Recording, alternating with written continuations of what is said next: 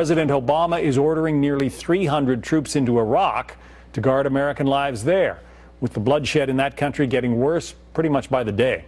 The Associated Press now reporting that an explosion in Baghdad's Shiite Sadr city district has killed 10 people. And Iraq's military says it repelled an attack by Sunni extremists on a prison roughly 40 miles from Baghdad. Now, ISIS fighters may have gotten their hands on some very powerful American weapons. Connor Powell live in our Mideast Bureau with some disturbing revelations about that. Connor.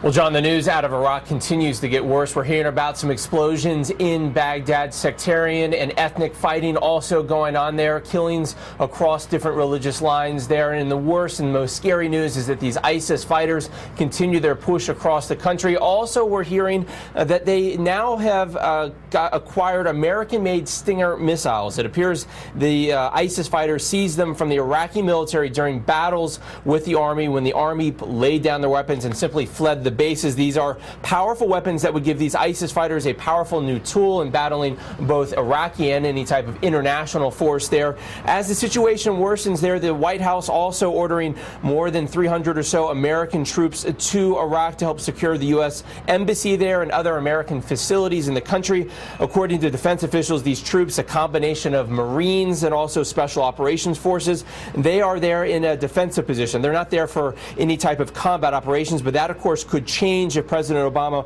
orders some type of military intervention. And just a sign of how bad things are getting in Iraq right now, the U.S. is openly talking to Iran about working together to stem the rise of these insurgents. Iran, like the U.S., of course, backs the Iraqi Shiite-led government there in Baghdad. This type of cooperation, John, between the U.S. and Iran was unthinkable just a few months ago. But, of course, Tehran and Washington both have a vested interest in seeing a stable Iraq and also really preventing the rise of these Sunni insurgents coming in over from Syria. But this type of cooperation between the two, really unthinkable. And where it goes, it's really unclear right now. But that's how bad the situation, John, in Iraq is right now. Yeah, unfortunately, Tehran and Washington have a very different definition, I would imagine, of what constitutes a stable Iraq.